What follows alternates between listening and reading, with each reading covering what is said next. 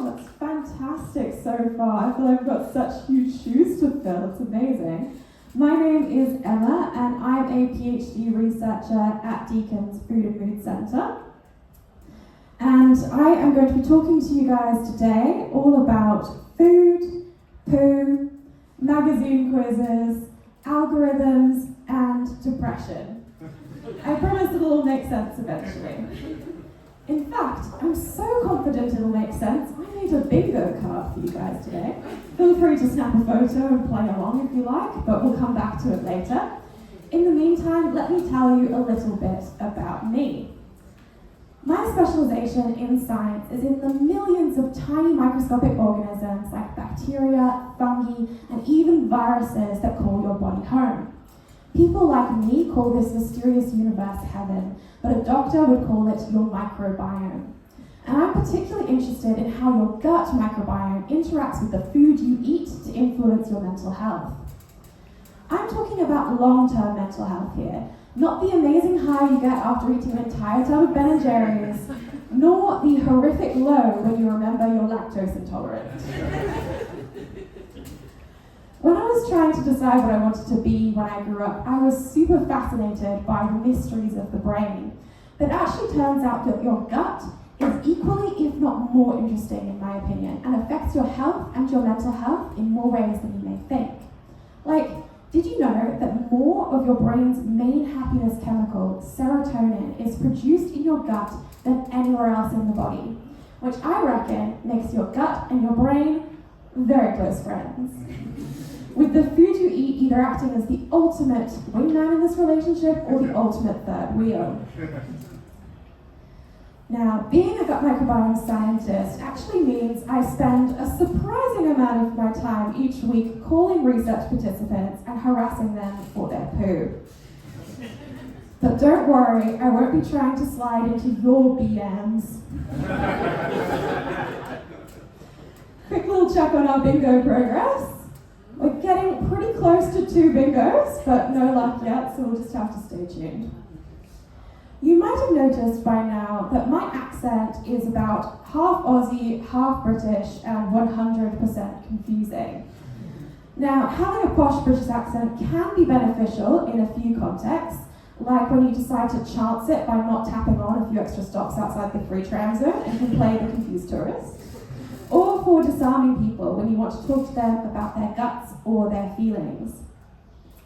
You see, when we talk about depression and poo, some people, obviously not me, can get a little bit awkward, which can make them getting the care that they need particularly challenging, especially when they struggle to describe their symptoms or feel stigmatized.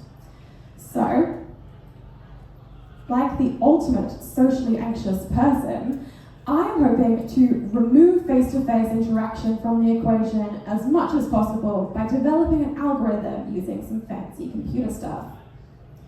The specific fancy computer stuff that I'm doing is called machine learning, where computers look at lots and lots of data to find patterns and develop prediction rules. And I'm hoping that the algorithm that I build might be able to look at your gut microbiome and aspects of your lifestyle and be able to tell whether you have depression. Even better, it might be able to give you personalized recommendations for care, which will help you lead a happier and healthier life, and potentially even give you more money and time to spend on the latest Sims expansion pack. Part of the reason why I am so interested in this area is because, unfortunately, there are actually a lot of bad machine learning studies out there, doing even more things wrong than being unable to spell strawberry or recommending people eat one small rock per day. I want one of my favorite AI stories. I want to be able to separate the amazing potential of AI and machine learning from the hype and the slightly problematic practices, and really create something that will be truly life-changing for so many people, and mean, most importantly, that I never have to do the long and awkward mental health care plan questionnaire ever again. I don't know if it makes me a bad person, but I'm at least 50% selfishly motivated in this research.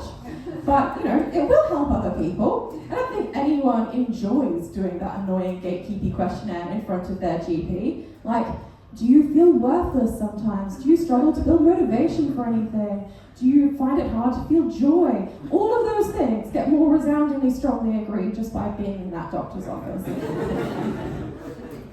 But anyway, let me tell you a little bit about how I'm going to build this computer that will be able to look into your guts to help care for your brain. Which brings me back to my magazine quizzes that we mentioned earlier. I don't know if you ever did those as a teen, like trying to find out which teen heartthrob you were destined to end up with, or which Teenage Mutant Ninja Turtle you were. No? Well, I reckon that my machine learning algorithms are like a super convoluted version of those. Just like a magazine quiz, my algorithms are trying to sort you into one of two buckets, depressed or not, based on information about you matching things that it's seen before when it was trained. Except instead of having information about your dream date or your favourite pizza flavour, it has information about different aspects of your lifestyle and the kinds of little microscopic guides that live in your guts. And it's trying to find crucial cut points on all of that information, and basically is doing thousands and thousands of magazine quizzes at once to most accurately sort you into a bucket. But I'm pretty sure if you're wondering, my algorithm can still tell that you're a Donatello if you come up as depressed. Problem is, a lot of people unfortunately train their algorithms on only a few people because it can be really hard to find good quality data. You can run into a few problems with this, one of which being this phenomenon called overfitting, which I'll try to demonstrate with an example. Let's just say we're trying to make a decision rule based on just two pieces of information, like the quantity of a certain microbe in your guts and how much broccoli you eat. If we had lots of people to train our algorithm on, then the computer would be forced to make the rule that separates those green and purple dots a little bit general, like this. And this works pretty well, but if the computer was only exposed to just a few of those people, so we get rid of some of those guys, then the computer gets a little bit tempted to make the decision rule look like this, to try and get a gold star on how accurately it's able to differentiate the dots it's seen before. And, if we were to look at the results from this in a paper, it would look amazing, but it would be actually terrible to use in practice, especially for those poor dots that the algorithm hasn't seen before. So you've got a bit of a trade-off there, and we've got to be really careful with how we interpret the results of our machine learning studies. But on the plus side, machine learning does allow us to see these amazing patterns we wouldn't have noticed before, like how seemingly this microbe seems to interact with how much broccoli you eat. Or perhaps how, if you're young, you can get away with a lot less sleep, whereas as you get to 30 and beyond, you suddenly need to conserve every possible hour you can. But in order to generate really good rules, your underlying training data really needs to be super diverse and have a lot of people, especially as you add more and more data into your model. I ran into an issue like this with the very first algorithm that I tried to build using 1,000 people from the UK who were about to undergo a dietary trial. Turns out that people who respond to an advert asking them to eat as researchers tell them to for multiple weeks are actually really health conscious and not very depressed. So, it didn't work out super well for me. You've reached a bit of a low point in your PhD when you're wishing that more people in the UK in 2018 were depressed. I do get that when you've got depression, the very notion of doing a dietary intervention and providing poo samples and doing all sorts of horrid questionnaires sounds intensely unappealing. But, at least they could have given me the people who were borderline. Where on earth were my doom scrollers at in 2018? I mean, you would think that with all the nonsense going on surrounding Brexit, that they would have at least had a few people dip below that threshold. Jesus. But maybe all the hype surrounding Harry and Meghan's wedding was enough to just bring people back up and lift their spirits. Unless you're one of those weirdos who hope to marry him, in which case that might have just made everything worse. But thankfully, I've actually identified a whole bunch more amazing data sets containing thousands and thousands of people coming from all sorts of different walks of life to simply be observed. And my supervisor just got funding for me to look at them next year and develop some more algorithms, which is fantastic news for multiple reasons. First and foremost for me, I'm going to be paid a living wage to do my job for the very first time in my life.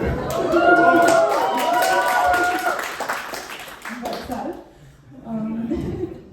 And secondly, I am one step closer to eliminating that horrid questionnaire from depression detection for good, which is fantastic news in my book.